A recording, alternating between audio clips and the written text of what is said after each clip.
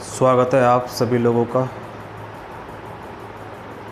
पिछली क्लासों में स्टूडेंट्स हम लोगों ने जाना कि लीडरशिप क्या होती है, लीडरशिप के कैरेक्टरिस्टिक्स क्या होते हैं और लीडरशिप की कुछ थ्योरीज़ के बारे में हम लोगों ने समझा।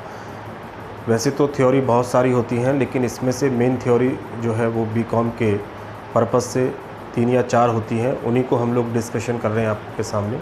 जिसमें से पहली हमने पिछली वीडियो में आप लोगों के लिए बनाई, जिसमें था करिश्माई नेतृत्व शैली। ठीक है, आज और देखते हैं कुछ मेन थ्योरीज़ के बारे में चर्चा करते हैं। ये एंटरप्रेन्योरशिप डेवलपमेंट में भी जो है बहुत ज़्यादा थ्योरी पूछी जाती हैं और मैनेजमेंट में भी ये थ्योरी बहुत ज़्यादा पूछी जाती है। ठीक है, तो इसी से रिलेटेड हम आगे की जो है थ्योरीज़ को डिस्कशन करेंगे।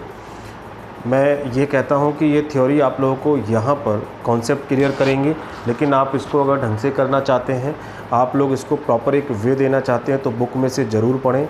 देखिए, कोई भी टीचर जो है, जो थ्योरी पढ़ाने वाला है, वो आपके कॉन्सेप्ट क्लियर कर सकता है।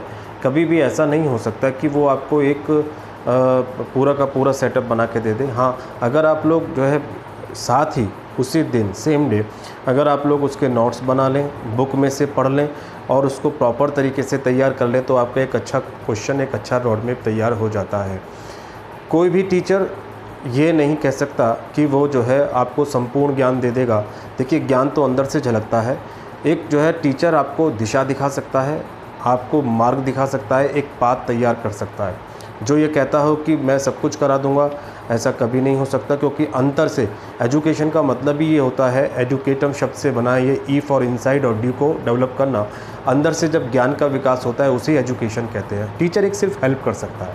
तो हो सकता है कि आप लोग ये अपेक्षा रखें कि सारा का सारा जो है यहीं से क्लियर हो जाए। नहीं, आपको खुद पढ़ना चाहिए। मैं हमेशा कहता हूँ और कहता रहूँगा कि आपको सेल्फ़ स्टडी ज़रूर करनी चाहिए। यहाँ से आपको हेल्प मिल जाएगी, थोड़ा मोटिवेशन मिल जाएगा।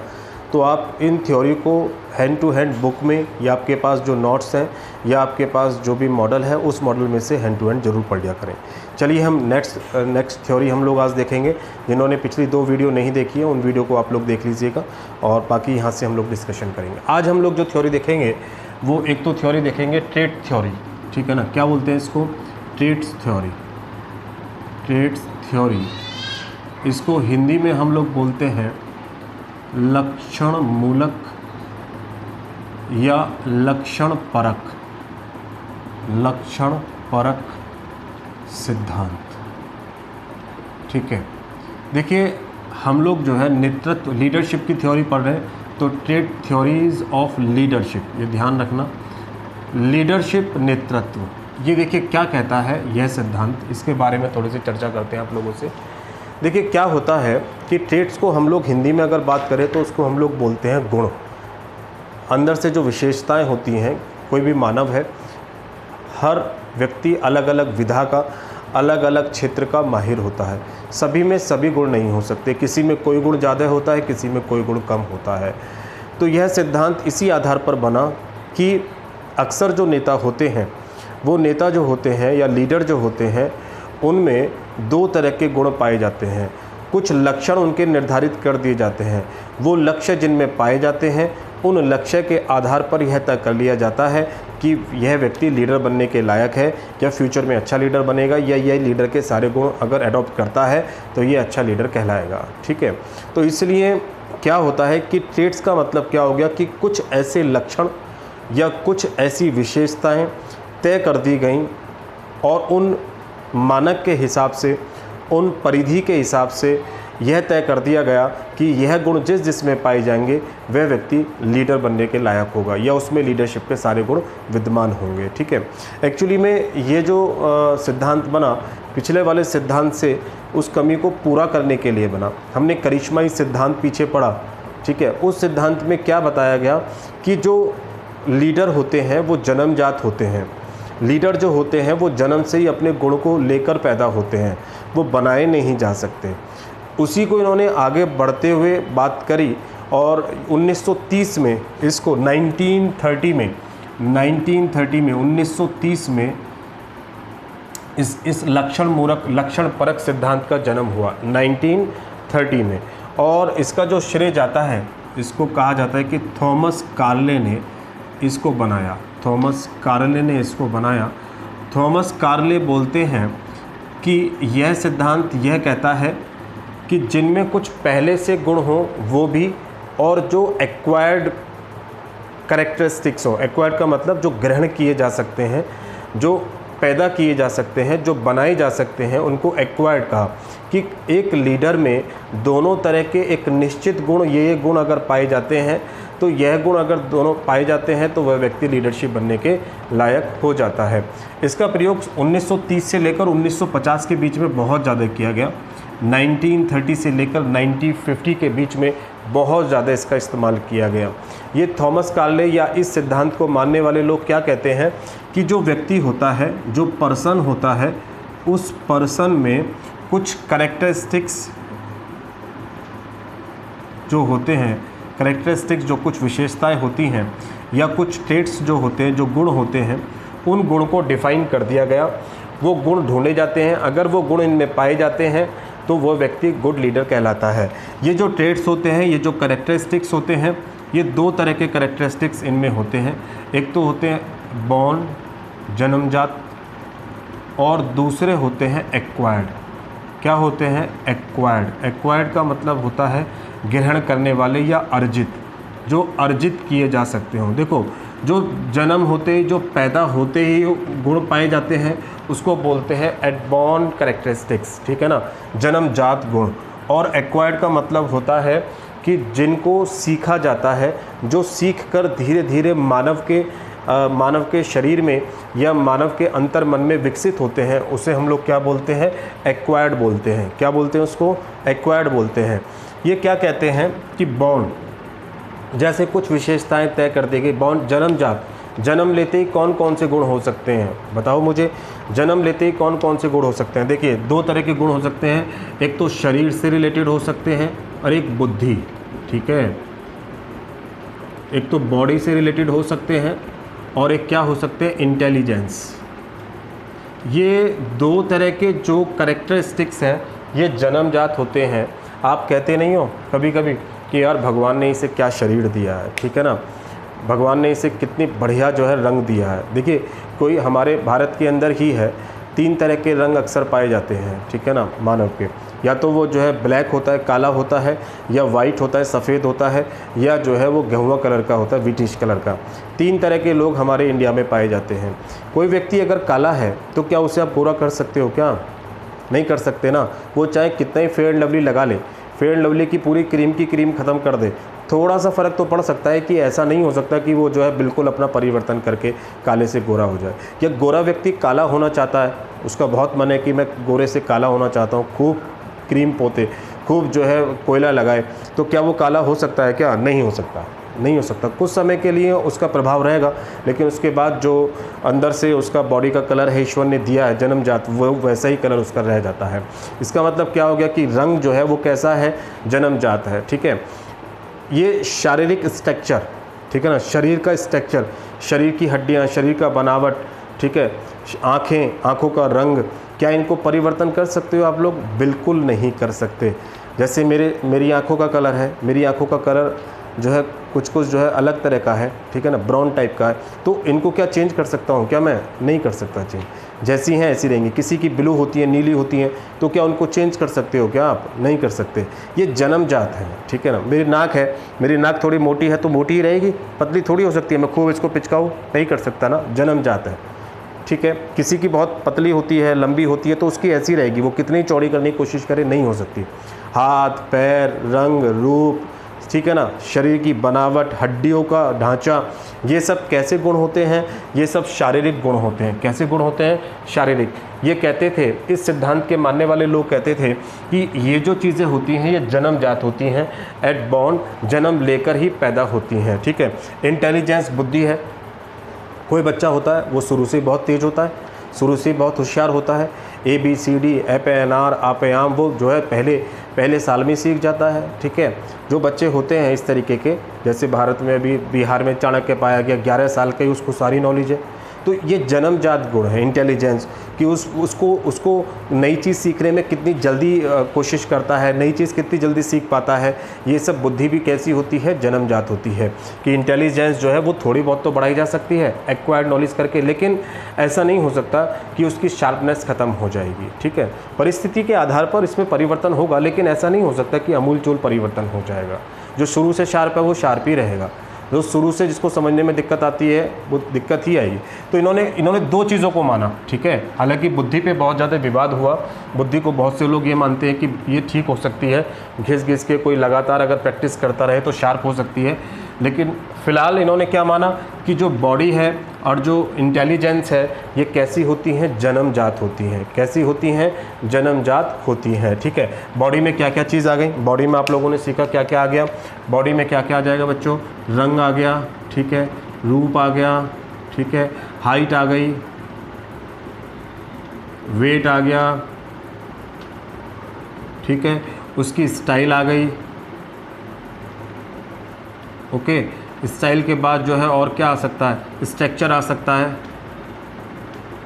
ठीक है, ऐसी बॉन्ड, ठीक है, इंटेलिजेंस में रख दिया इन्होंने। इंटेलिजेंस शार्प हो सकती है, ठीक है, बॉडम हो सकती है, इस तरीके की हो सकती है। तो इसमें इन्होंने कुछ गुण तय कर दिए कि जिसकी हाइट 6 फुट से ऊपर का होगा वो व्यक्ति लीडर बनने के लायक होगा।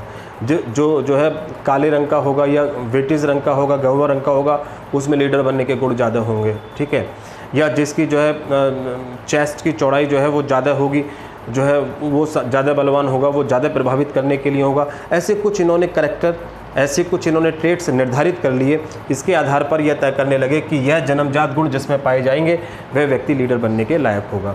दूसरी ही तरफ इन्होंने यह भी कहा कि एक्वायर्ड, जो अर्जित ज्ञान है, अर्जित ज्ञान मतलब कि जन्म होने के बाद इन्होंने जो शिक्षाएं ली हैं, जो प्रशिक्षण लिया है, इन्होंने जो सीखा है, उस सीखने के आधार पर इनके पास अगर ज्ञान ज़्यादा होता है तो वो गुण अगर पाए जाते हैं तो वह भी क्या हो सकता है, वह व्यक्ति भी अच्छा लीडर बनने के लायक होगा।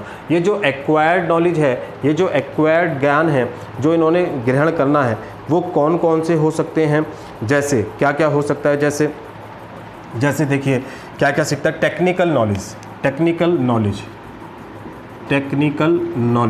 टेक्निकल नॉलेज का मतलब समझते हैं कि जैसे कंप्यूटर चलाना, ठीक है, जैसे मोबाइल चलाना, ठीक है, जैसे कनेक्ट होने के लिए नई नई चीज़ों को सीखना। अगर वो इन चीज़ों का ज्ञान उसे ज़्यादा होता है तो क्या लीडर बनने के गुण नहीं इसके अंदर होंगे? बिल्कुल होंगे। ठीक है, एक कंपनी है, कंपनी में मान लीजिए किसी को मैनेजर बनाया गया और उस मैनेजर पर लैपटॉप चलाना नहीं आता, कंप्यूटर चलाना नहीं आता, मोबाइल ऑपरेट करना नहीं आता, तो फिर वो कैसे लीडर बन जाएगा? बिल्कुल नहीं बन सकता। तो ये तकनीकी ज्ञान, अब तकनीकी ज्ञान माँ के पेट से तो सीख कर नहीं आ सकता ना, वो यहीं पर आकर सीखेगा ना। तो इसलिए यह नॉलेज अगर वो सीखता है और बेटर तरीके से उस पर होती है तो लीडर बनने के लायक हो सकता है। एम्पैथी, ठीक है ना, एम्पैथी का मतलब होता है विश्वास करने योग्य, विश्वसनीय। तो उसे विश्वसनीय का गुण जो है उसे सीखना पड़ेगा। लोगों का विश्वास कैसे जीतना है ये उसको सीखना पड़ेगा। ठीक है ना, क्या करना पड़ेगा? उसको सीखना पड़ेगा। ठीक है, एम्पैथी हो गया, टेक्निकल नॉलेज हो गई। और क्या हो सकता है? देखिए एक्वायर्ड नॉलेज की बात करें तो क्या होगा, उसे क्या करना चाहिए कि अकॉर्डिंग टू टाइम, समय के आधार पर, समय जैसा चल रहा है उसके आधार पर उसको जो नॉलेज है वो गेन करनी चाहिए। जैसे इस समय क्या चल रहा है, इस समय जैसे मान लीजिए कोरोना को लॉकडाउन चल रहा है, तो लॉकडाउन के अंदर उसको किस किस चीज़ की नॉलेज होनी चाहिए? उसको नॉलेज होनी चाहिए कि इस कोरोना से जो है क्या क्या जो है हमें नुकसान हुआ है, क्या क्या जो है हम लोगों को फ़ायदा हुआ है, या कौन कौन लोग इफ़ेक्टिव हुए हैं, इन चीज़ों की उसको नॉलेज होनी चाहिए, करंट नॉलेज उसको होनी चाहिए। ठीक है ना। एक्वायर्ड ये कहाँ से सीखेगा? समाज से सीखेगा, एजुकेशन लेके सीखेगा या ट्रेनिंग लेके सीखेगा, यहाँ से वो सीख जाएगा। कुल मिला के कहने का मतलब क्या है कि ये दो तरह की चीज़ों पर डिपेंड करता है ट्रेट्स थ्योरी। पहला जन्मजात गुण पर, दूसरा एक्वायर्ड गुण पर। ठीक है ना, क्योंकि पहली वाली थ्योरी से इन्होंने कमियों को निकालकर ही दूसरी थ्योरी को डेवलप किया। तो पहले वाली थ्योरी क्या कहती थी कि सिर्फ जन्मजात होते हैं, कहते हैं जन्मजात गुण भी होने चाहिए, एक्वायर्ड भी होने चाहिए। तो इन गुणों के आधार पर यह तय किया जाता है कि वह व्यक्ति लीडर बनने के लायक है या नहीं है। ठीक है, अब कौन कौन से गुणों के आधार पर तय किया जाएगा, यह विवाद का प्रश्न है, यह लड़ाई का प्रश्न रहा है हमेशा कि कौन कौन से गुण के आधार पर आप लीडर बनना तय करोगे। जैसे इन्होंने तय करा कि एक व्यक्ति लंबा चौड़ा 6 फुट से ऊपर होना चाहिए और उसके अंदर बोलने की क्षमता अच्छी होनी चाहिए, दिखने में सुंदर होना चाहिए, वह व्यक्ति लीडर बन सकता है। तो ऐसा तो नहीं हो सकता, बिल्कुल गलत है। महात्मा गांधी इसके अपवाद हैं, हिटलर इसके अपवाद हैं। महात्मा गांधी हैं वो तो बिल्कुल सूखे से थे, ठीक है ना, कोई ज़्यादा जो है बलशाली नहीं थे, ठीक है, कोई उनका जो है मास जो है बिल्कुल एट्रैक्टिव नहीं था, तो वो कैसे फिर लीडर बन गए। फिर वो इतने महान लीडर पूरे इंडिया के अंदर इन्हें नहीं, पूरे विश्व के अंदर जो है सबसे ज़्यादा जो है पूजे गए, उनके अंदर तो ये गुण नहीं थे। ठीक है, दूसरा दिखावा उनके अंदर नहीं था, तो ऐसे कैसे कह सकते हैं हम लोग। ठीक है, दूसरा हिटलर को ले, हिटलर की हाइट बहुत कम थी, ठीक है ना, हिटलर नाटे कदम के नाटे थे। लाल बहादुर शास्त्री हैं, ठीक है, उनको कोई ऐसा ज्ञान नहीं था, उसके बावजूद भी इतने महान लीडर बने वो। तो इसमें बहुत सारी कमियां आई, इन कमियों के आधार पर ही हालांकि इसको जो है बाद में अडॉप्ट करना जो है बंद कर दिया गया, लेकिन 1930 से लेकर 1950 के बीच में इसको बहुत ज़्यादा यूटिलाइज़ किया जाने लगा। ठीक है, इसी को हम लोग बोलते हैं ट्रेट्स थ्योरी ऑफ लीडरशिप, लक्षण परक, यानी लक्षण के आधार पर उसको तय किया जाता था कि यह लक्षण अगर इस व्यक्ति में पाए जाएंगे तो यह व्यक्ति लीडर बनने के लायक है, अदरवाइज़ वो लीडर बनने के लायक है नहीं। कुछ समय तक चला, लेकिन विशेष परिस्थिति आने पर ये लक्षण अगर उसमें नहीं मिलते थे तो वो काम नहीं कर पाता था, इसलिए यह थ्योरी क्या हो गई, फेल हो गई। फिलहाल लेकिन ट्रेट थ्योरी क्या होती है आपको ये समझ में आ गई होगी, ठीक है ना। क्योंकि दो प्रॉब्लम इसके अंदर सबसे ज़्यादा है, ऐसे गुणों का निर्धारण करना कि कौन से गुणों के आधार पर लीडर तय करे जाए, और फिर वही गुण दूसरी परिस्थिति में जाकर क्या हो जाएंगे, फेल हो जाएंगे। जैसे सपोज़ करो कि हमें ऐसा लीडर चाहिए जो एग्रेसिव हो, हमें ऐसा लीडर चाहिए जो बहुत अच्छा काम करता हो। ठीक है, जैसे मैच में ले लो, मैच में विराट कोहली है, तो विराट कोहली क्या है, एग्रेसिव है बहुत ज़्यादा, है ना, फ्रंट फुट पे आके हमेशा खेलने की कोशिश करते हैं, दूसरों को दबाव में लेके करने की कोशिश करते हैं। तो यह गुण अच्छे हैं, इन गुणों के आधार पर हमने अपना लीडर तय कर दिया। लेकिन क्या यही गुण वाला व्यक्ति हर मैच में कामयाब हो जाएगा, क्या नहीं हो सकता। जहाँ पर हमें आराम से खेलना है, लंबी पारी हमें खेलनी है, हमें झगड़ा नहीं करना है, हमें आराम से 1 by 1 रन लेने हैं, तो वहाँ पर ये सिस्टम क्या हो जाएगा, फेल हो जाएगा। तो इसलिए ये थ्योरी बिल्कुल ऐसी थी कि इन लक्षण के आधार पर किसी परिस्थिति में ये काम कर जाती थी और दूसरी ही परिस्थिति में क्या हो जाती थी, फेल हो जाती थी। क्लियर हो गई, तो ये आपकी एक ट्रेट्स थ्योरी यहाँ से क्लियर हो जाती है। चलिए दूसरी थ्योरी को हम लोग देखते हैं, समझ में आ गई होगी, आप लोग इसको जो है अपना नोट कर लीजिएगा, स्क्रीनशॉट इसका ले लीजिएगा आप लोग। ठीक है, दूसरी थ्योरी हम लोग पढ़ते हैं। देखिए, जब आपसे इससे पूछे तो आपको ये जब भी देनी है, 4 नंबर में अगर थ्योरी आए तभी आपको इसको एक्सप्लेन करनी है। ठीक है, चलेगा। नेक्स्ट थ्योरी हम लोग देख लेते हैं। नेक्स्ट थ्योरी है हमारे पास कुर्ट लेविन लीडरशिप थ्योरी। ठीक है ना, कुर्ट लेविन की लीडरशिप थ्योरी। ये जो कुर्ट लेविन, यहाँ जो कुर्ट लेविन है, कुर्ट लेविन, ठीक है, कुर्ट लेविन हुए, कुर्ट लेविन ने थ्योरी बनाई, इसीलिए कुर्ट लेविन के आधार पर कुर्ट लेविन लीडरशिप थ्योरी आपके सिलेबस में, आपकी बुक में सबसे ज़्यादा जो दे रखी है यही दे रखी है। और नेतृत्व की अगर कोई थ्योरी सिद्धांत के बारे में पूछे या नेतृत्व की शैली के बारे में पूछे और यह क्लियर ना हो कि किसकी थ्योरी के बारे में बताना है, तो आपको यही आंसर लिख कर आना चाहिए। ठीक है, कुर्ट लेविन जो थे, कुर्ट लेविन ने ये थ्योरी बनाई। ठीक है, कुर्ट लेविन एक्चुअली में ये जो थ्योरी बनाई ये पावर पर डिपेंड है। किस पर डिपेंड है, पावर। पावर का मतलब अधिकार के आधार पर, अधिकार के आधार पर कुर्ट लेविन इसके जन्मदाता हैं। ये लीडरशिप थ्योरी इन्होंने बनाई। ठीक है, अब इन्होंने क्या बताया कि जो नेतृत्व करने की क्षमता होती है वो 3 तरीके के आधार पर जो है लीडर बन सकते हैं। लीडर जो होते हैं वो 3 तरह के होते हैं। तो 3 तरह के लीडर होते हैं, तो इन्होंने स्टाइल भी 3 तरह की बताई। ठीक है ना, उसकी थ्योरी भी इन्होंने कितने तरह की बना दी, 3 तरह की थ्योरी बना दी। ये 3 तरह की थ्योरी कौन कौन सी होती है देखिएगा इसमें।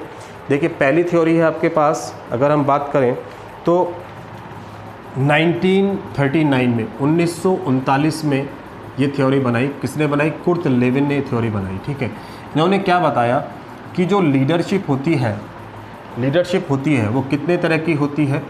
लीडरशिप 3 तरह की हो सकती है। कितने तरह की हो सकती है? 3 टाइप्स की। पहला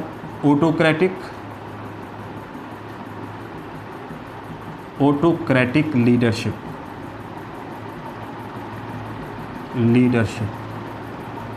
दूसरी इन्होंने बताई डेमोक्रेटिक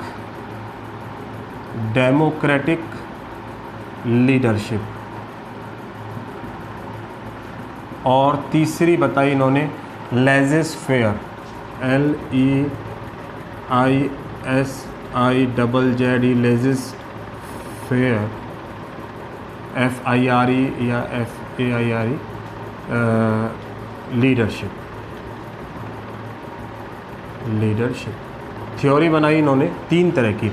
ऑटोक्रेटिक को हम लोग हिंदी में बोलते हैं निरंकुश। ठीक है, क्या बोलते हैं इसको? निरंकुश नेतृत्व प्रणाली। क्या बोलते हैं इसको? निरंकुश नेतृत्व प्रणाली। कई बार जो है 4-4 नंबर में खाली यही पूछ लेता है आप लोगों से, तो बहुत ध्यान से देखेंगे। इसको बोलते हैं हम लोग जनतांत्रिक या प्रजातांत्रिक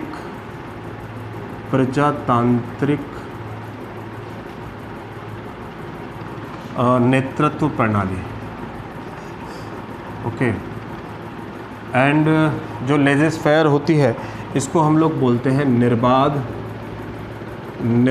नेतृत्व शैली या निर्बाध नेतृत्व प्रणाली। क्या बोलते हैं इसको? निर्बाध नेतृत्व प्रणाली। ठीक है। अब ये 3 तरह की शैली हमारे पास होती है। कितने तरह की शैली होती है? 3 तरह की शैली हमारे पास होती है, autocratic, democratic and लेज़ेस fair.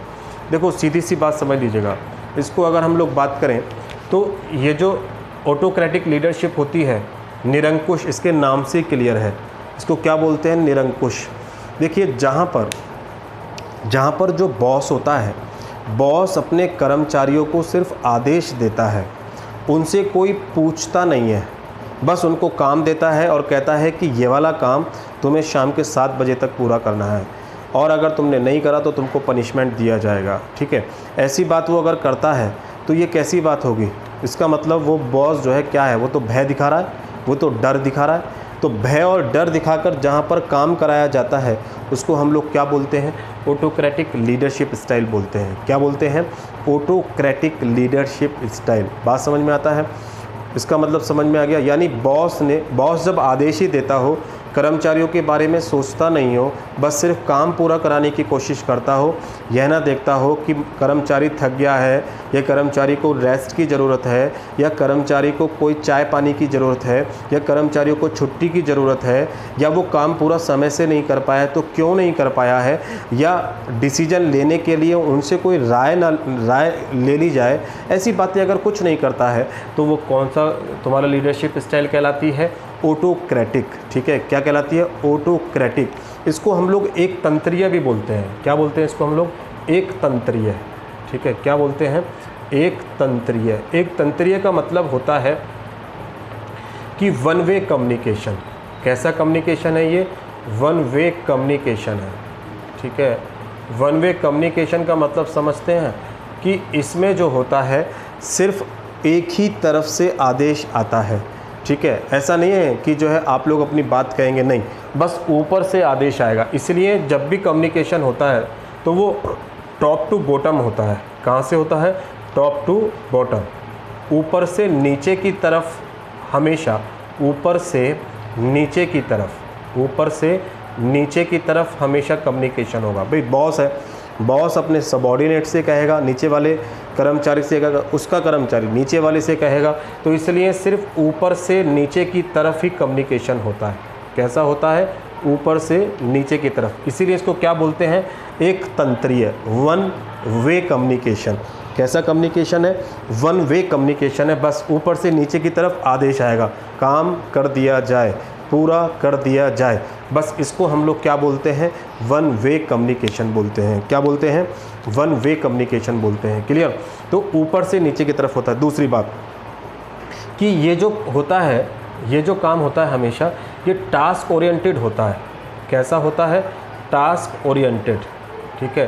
Task oriented का मतलब हो गया कि सिर्फ लक्ष्य को प्राप्त करना है और कुछ नहीं देखते इसके अंदर, सिर्फ लक्ष्य प्राप्त करने के लिए यह पॉलिसी फॉलो की जाती है। सिर्फ लक्ष्य दे दिया और उस लक्ष्य को पूरा करना है, वो कैसे भी हो इस बात से कोई फ़र्क नहीं पड़ता है। और यहाँ पर हमेशा काम अगर पूरा नहीं हुआ तो क्या प्रणाली अपनाई जाती है, यहाँ पर हमेशा फियर रहता है और जो है डर रहता है, डर का माहौल रहता है। क्यों रहता है डर का माहौल? क्योंकि यहाँ पर पनिशमेंट दी जाती है। काम अगर पूरा नहीं करा तो क्या दिया जाता है, यहाँ पर पनिशमेंट दिया जाता है, दंड दिया जाता है, सज़ा दी जाती है, जिसके कारण से डर का माहौल रहता है। और डर का माहौल होने के कारण से काम की एफिशिएंसी हमेशा घट जाती है। कर्मचारी डरे डरे सहमे सहमे महसूस करते हैं, ठीक है। इसीलिए ये अप्रोच कैसी कही जाती है बच्चों? नेगेटिव अप्रोच कही जाती है। कैसी अप्रोच कही जाती है? नेगेटिव, नकारात्मक दृष्टिकोण लिए हुए होती है ये, नेगेटिव अप्रोच होती है ये, ठीक है। नेगेटिव अप्रोच होती है, नकारात्मक दृष्टिकोण होता है इसका। और ध्यान रखना कि ये जो नकारात्मक दृष्टिकोण है इसके कारण से कर्मचारी काम छोड़कर चले जाते हैं या काम करना पसंद नहीं करते हैं, या करते हैं तो पूरी एफिशिएंसी से काम नहीं करते हैं। मन के अंदर काम चोरी उनके अंदर समा जाती है जिसको वो बेहतर तरीके से नहीं कर पाते हैं, ठीक है। तो ये अप्रोच इस तरीके से होती है। तो क्या इसको फॉलो करते हैं हम लोग? क्या आज की तारीख में कंपनियां इसको फॉलो करती हैं? बिल्कुल नहीं करती हैं, नहीं करती हैं और ना ही करना चाहिए, ठीक है। तो इसको हम लोग क्या बोलते हैं? ऑटोक्रेटिक। बस ध्यान रखना, बॉसिज्म, इसको हम लोग बॉसिज्म भी कह सकते हैं। क्या बोल सकते हैं? बॉसिज्म। बॉसिज्म का मतलब हो गया कि बॉस पना झाड़ना, बॉसिज्म, ठीक है। बॉस पना झाड़ना, बस बॉस बन गए और बॉस बनकर काम कराए जा रहे हैं। नहीं, ऐसा काम नहीं होना चाहिए। तो इसलिए निरंकुश नेतृत्व प्रणाली नेगेटिव होती है और एक तंत्रीय होती है, वन वे कम्युनिकेशन होता है, ऊपर से नीचे की तरफ आदेश आता है बस, और टास्क पूरा करने की कोशिश करते हैं, बस लक्ष्य पूरा हो जाए, भाड़ में जाए। उसको डर का माहौल पैदा हो जाता है और काम कैसे कराया जाता है? अगर पूरा नहीं हुआ तो पनिशमेंट दिया जाता है, ठीक है। इसीलिए कैसी अप्रोच होती है? नेगेटिव अप्रोच होती है। क्लियर? दूसरा हम लोग देखते हैं डेमोक्रेटिक। डेमोक्रेटिक का मतलब होता है जनतंत्रीय। जनतंत्रीय का मतलब प्रजातांत्रिक। प्रजातांत्रिक का मतलब समूह भागीदारी। कैसी भागीदारी होती है? समूह भागीदारी, यानी ग्रुप कलेक्टिव होते हैं, यहाँ समूह में काम किया जाता है, समूह भागीदारी होती है। ग्रुप का मतलब होता है कि यहाँ पर जो इसको हम लोग इसीलिए एक तंत्रीय के बजाय क्या बोलते हैं? इसको बहुतंत्रीय बोलते हैं। क्या बोलते हैं? बहुतंत्रीय, यानी मल्टी डायमेंशनल। मल्टी डायमेंशनल का मतलब हो गया कि जहाँ पर आप लोग कम्युनिकेशन जब करें तो पूछकर करें। कोई भी आदेश अगर देना है तो पहले एम्प्लॉय के सामने एक विचार रख दिया जाता है और विचार रखने के बाद फिर अगर एम्प्लॉय चाहते हैं तो उस काम को फिर अप्लाई कर दिया जाता है।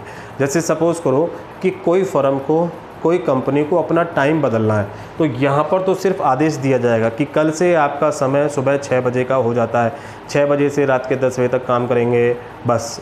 यहाँ कोई चूचरा नहीं, कोई पूछा नहीं जाएगा इनसे, एम्प्लॉय से, बस सिर्फ आदेश दे दिया गया। लेकिन यहाँ पे ऐसा नहीं होता। यहाँ पर क्या होगा? पहले विचार रखा जाएगा कि भाई देखो, हमको प्रोडक्शन करना है, लॉकडाउन चल रहा है, प्रोडक्शन हो नहीं पा रहा है, तो हम चाहते हैं कि टाइम जो है वो मॉर्निंग में 2 घंटे बढ़ा दिया जाए। सुबह 8 बजे आते हैं हम, क्यों ना सुबह 6 बजे जो है आ जाया करें, और हमारी छुट्टी 6 बजे होती है, हम 4 बजे चले जाया करेंगे, क्योंकि एफिशिएंसी दिन में घट जाती है, मॉर्निंग में अच्छी रहती है। तो एक विचार सामने रखा गया, उस पर एम्प्लॉय के सामने बात रखी गई, एम्प्लॉय उस पर सोचेंगे, विचार करेंगे, देखेंगे और फिर अपनी राय देंगे। उन्होंने कहा कि बिल्कुल ठीक कह रहे हैं आप लोग, ऐसा कर सकते हैं और मॉर्निंग में ठीक रहेगा, बिल्कुल ठीक है। तो उन्होंने विचार विमर्श किया। विचार विमर्श करने के बाद वहाँ से जो भी बात आई उस बात को फिर उन्होंने फॉलो किया, तब जाके इसको अप्लाई किया। इसीलिए इसको क्या बोलते हैं? बहुतंत्रीय। ये वन वे कम्युनिकेशन नहीं होता। कैसा कम्युनिकेशन होता है? 2 वे कम्युनिकेशन होता है। कैसा कम्युनिकेशन होता है? 2 वे, ठीक है। 2 वे कम्युनिकेशन का मतलब होता है द्विस्तरीय। कैसा होता है बच्चों? द्विस्तरीय। द्विस्तरीय का मतलब कि बात ऊपर से नीचे की तरफ भी आएगी और नीचे से ऊपर की तरफ भी जाएगी, यानी टॉप टू बॉटम और बॉटम टू टॉप, ठीक है।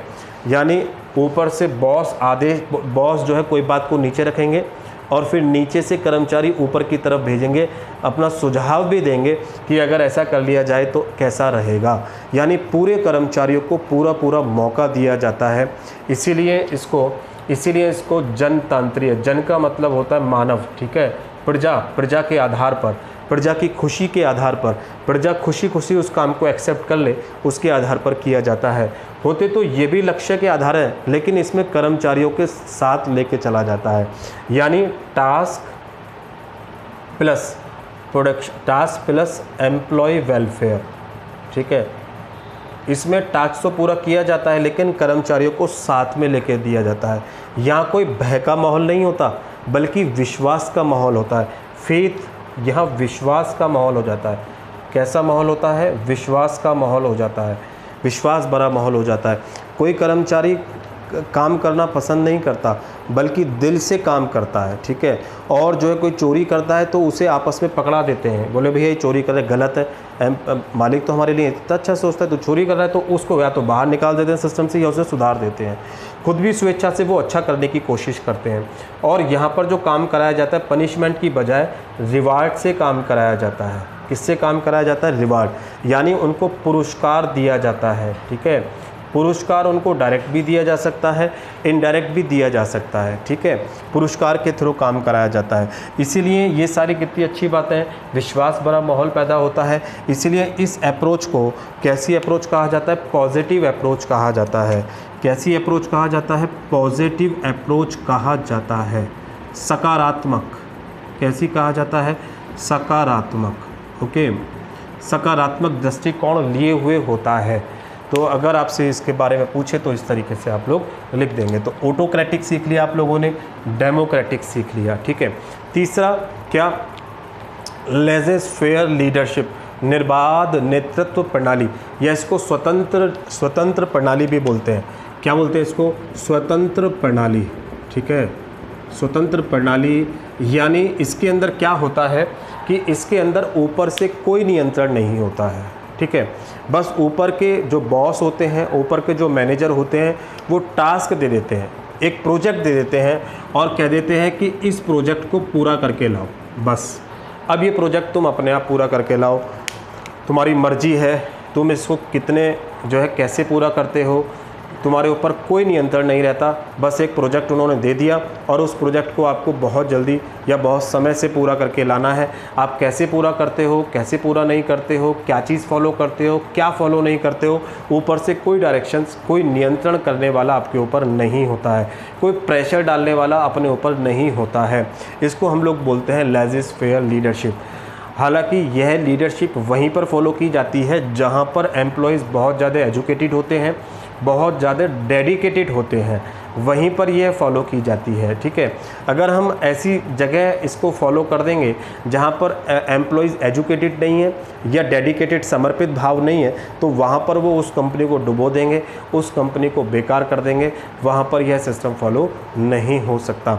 इसलिए यह स्वतंत्र प्रणाली वहीं पर होती है जहाँ पर बहुत पुराने कर्मचारी हो चुके होते हैं, बहुत विश्वास भरा माहौल हो चुका होता है, बहुत ज़्यादा एजुकेटेड हो चुके होते हैं, डेडिकेटेड हो चुके होते हैं उस समर्पण उस काम के प्रति। तो इसलिए दूसरा, अगर फर्म का स्टैंडर्ड बहुत ज़्यादा हाई, बहुत बड़ी हो चुकी है, तो वो ऐसे प्रोजेक्ट दे देती है और कह देती है जल्दी से पूरा लाओ। ऐसी दूसरा प्रोजेक्ट किसी दूसरे आदमी को दे देती है। ऐसे प्रोजेक्ट के आधार पर जब काम कराया जाता है तो उसे हम लोग क्या बोलते हैं? लेज़े-फेयर लीडरशिप बोलते हैं। क्या इनमें से तीनों में से सबसे अच्छी प्रणाली कौन सी है? ना तो ये अच्छी है, ना ये अच्छी है। सबसे अच्छी प्रणाली जो कही जाती है वो डेमोक्रेटिक कही जाती है। क्यों? क्योंकि इसमें नियंत्रण खो जाता है, ठीक है। इसमें नियंत्रण ज़्यादा हो जाता है। तो नियंत्रण ज़्यादा हो जाएगा या नियंत्रण बिल्कुल छूट जाए, दोनों ही सिचुएशन अच्छी नहीं मानी जाती हैं। बीच की सिचुएशन हमेशा अच्छी मानी जाती है। दूसरी बात, अगर यहाँ पर कोई प्रॉब्लम हो गई तो हम किससे कहेंगे? हाँ, तो हम किसी से कह नहीं सकते ना। लॉस हो गया तो हम किससे कहेंगे? तो इसलिए बड़ा मुश्किल है। यहाँ पर क्या हो गया कि हम बराबर टच में रहेंगे, मालिक लोगों के हमेशा साथ साथ चलेंगे और वो हमें विश्वास में लेकर चलता है। इसलिए हमेशा कौन सी अच्छी कही जाती है? डेमोक्रेटिक अच्छी कही जाती है।